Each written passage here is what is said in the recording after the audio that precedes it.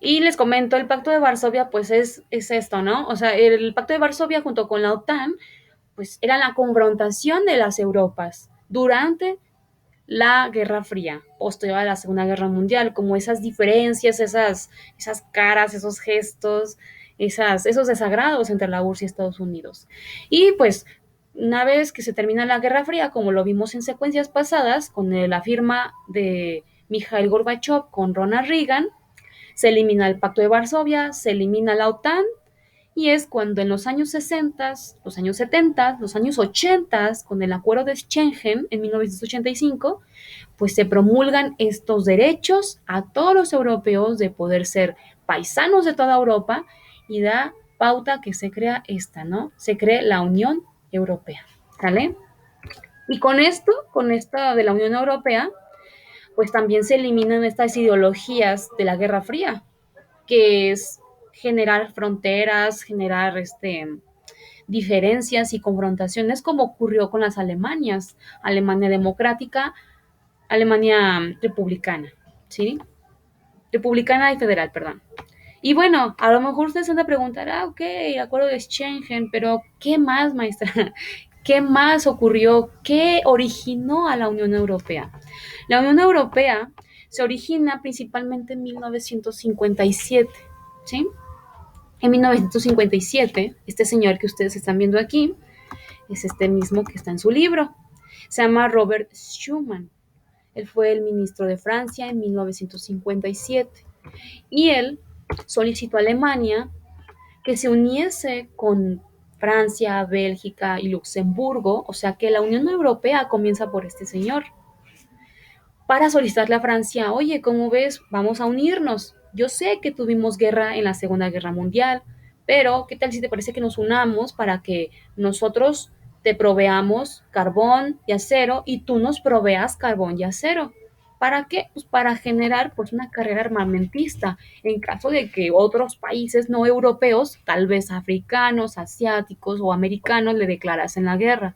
Solamente es para respaldo armamentista, o sea, empiezan a hacer sus alianzas. ¿Sale? Y de esta manera, pues se firma un acuerdo entre Francia, Alemania, Luxemburgo y Bélgica, en donde da los primeros pasos, están pañales, digamos, pues este proyecto de la Unión Europea, pero que no se llamaba Unión Europea.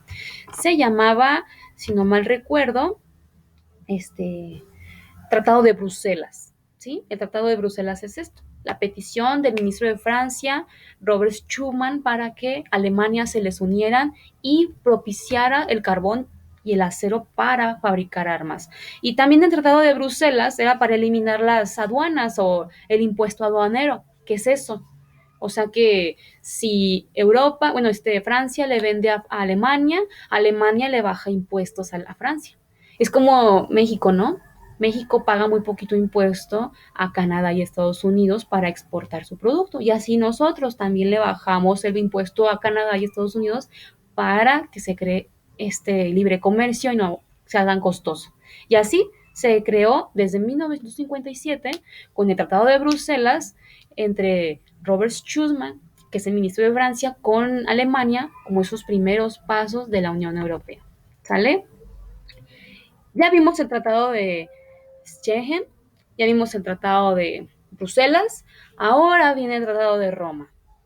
Pero el primero pues fue el Tratado de Bruselas, ese fue el primer paso. ¿El Tratado de Roma qué es? El Tratado de Roma solamente era respaldado por Europa Occidental, que es lo que está en amarillo de esta fotografía. Es decir, no incluía a estos países que estaban pegados a Rusia o la antigua URSS. Entonces, el Tratado de Roma, por eso lo dice este mapita, esta banderita, que es Unión Europea Occidental, ¿sí? Como en el caso de nuestra lengua española, o para el caso de la lengua inglesa, Unión Europea West, del oeste, ¿sale? Entonces, esta banderita, pues era como la insignia del Tratado de Roma, ¿sí?